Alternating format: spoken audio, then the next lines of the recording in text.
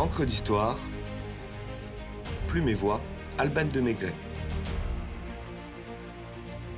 Dominique Jean Larrey, le chirurgien de la garde impériale passé au scalpel.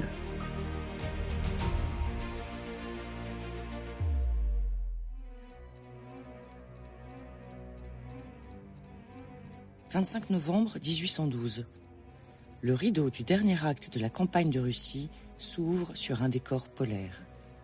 La température stagne à moins 20 degrés le jour et descend jusqu'à moins 30 la nuit. Les pontonniers néerlandais, sous les ordres du général Eblé, tentent de fabriquer des passerelles de fortune pour traverser la Bérésina, bravant la glace qui se brise sous leurs épaules. Les Russes misent sur l'obstacle naturel que constitue cette rivière marécageuse pour anéantir la grande armée déjà bien éprouvée. Fort de 30 000 hommes de troupes fraîches, l'ennemi attend l'armée napoléonienne, mais l'empereur compte bien surprendre son adversaire et ordonne de traverser la rivière 15 km en amont du point où il est attendu. Napoléon, vêtu d'une pelisse blanche, chevauche dans la neige et vitamine ses hommes. Les oiseaux, pétrifiés en plein vol, s'écrasent comme des mouches sur le sol gelé. Les chevaux s'effondrent, foudroyés par la faim et le froid. Affamés, harassés, frigorifiés, les hommes ne peuvent plus tenir leurs armes dont l'acier colle à leurs doigts. Leurs membres anesthésiés n'obéissent plus. Beaucoup tombent. Selon les mots de Parizet dans son éloge de Dominique Jean Larrey, paru dans le bulletin de l'Académie de médecine en 1845, des régiments, des bataillons tout entiers fondent, disparaissent et noircissent de leurs cadavres la surface éclatante de ces plaines gelées.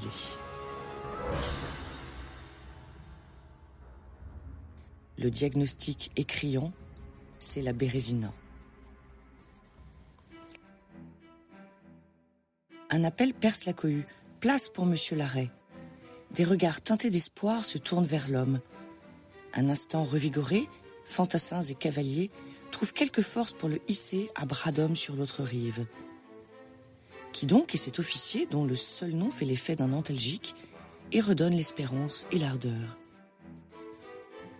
Ce n'est autre que l'admirable chirurgien de la garde impériale, l'homme le plus populaire de l'armée, Dominique Jean Larrey. Fils d'un cordonnier des Pyrénées qui le laisse orphelin à 13 ans, Dominique, avec l'accord familial, rejoint son oncle Alexis Larrey, chirurgien en chef de l'hôpital de Toulouse et fondateur du premier hôpital militaire de cette ville qui a jusqu'à récemment porté son nom. 5 jours de marche le conduisent dans la ville rose où il fait brillamment ses humanités. L'adolescent, qui s'avère vif et travailleur, décide de suivre la voie de son oncle et multiplie premiers prix et autres distinctions, celle notamment de professeur-élève. Ambitieux, le jeune Rastignac de la médecine sent que son avenir est à Paris et part à la conquête de la capitale.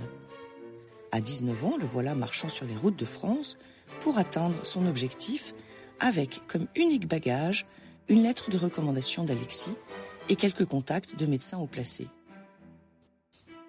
Pour un jeune homme du peuple friand de chirurgie, la marine semble le meilleur moyen de se distinguer. Aussi passe-t-il le concours de chirurgien-major de la Royale en 1787, dont il sort lauréat. Il rejoint Brest, à pied toujours, et suit l'enseignement du prestigieux Pierre Duret avant d'embarquer sur la Vigilante, une frégate qui l'emmènera à Terre-Neuve. Dominique démontre des qualités hors pair, de rigueur, de justesse et de dévouement pendant la traversée, mais en mal de terre et sujet au mal de mer, il préfère donner sa démission.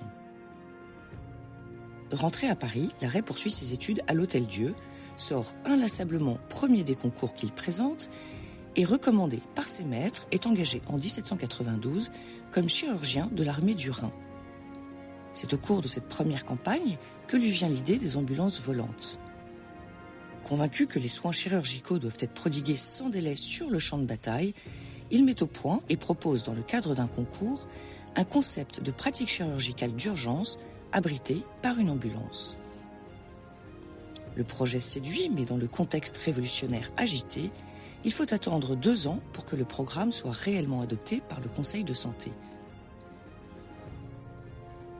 Cette même année, il rencontre le général Bonaparte, dont le dynamisme et l'autorité le fascinent, et le fascineront toujours. Le général, admiratif de son altruisme, lui déclare « Votre œuvre est une des plus hautes conceptions de notre siècle et suffira à elle seule à votre réputation. » À partir de 1795, l'arrêt est de toutes les campagnes. Il traverse le Directoire, le Consulat, l'Empire, la Restauration, sur tous les fronts.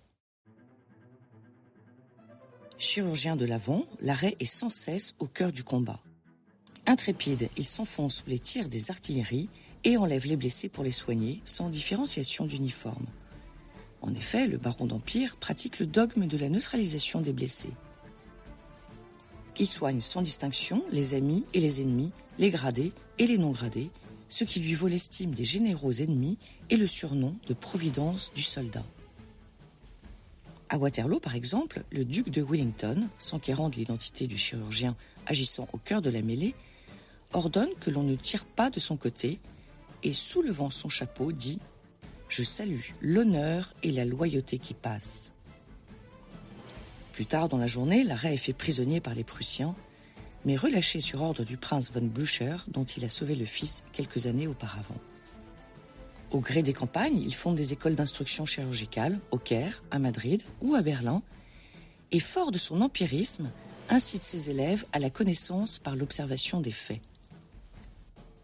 Praticien de l'asticothérapie, que vous nous pardonnerez de ne pas développer, l'arrêt excelle surtout dans l'art de l'amputation, sans anesthésie ni antibiothérapie, époque oblige.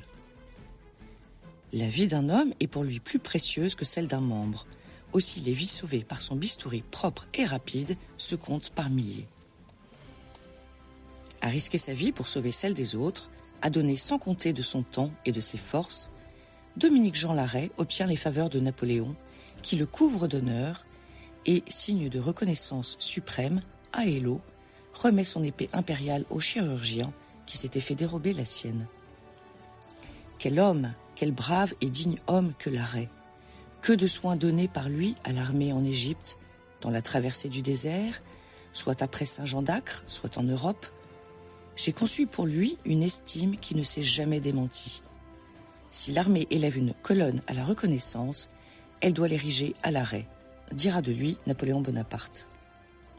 Après une vie active de chirurgien combattant, le père des antennes chirurgicales mobiles se consacre à la rédaction de ses mémoires de campagne sous la forme d'un traité de chirurgie, avant de reprendre du service dans différents hôpitaux, Hôtel Royal des Invalides, Hôpital du Gros Caillou, entre autres.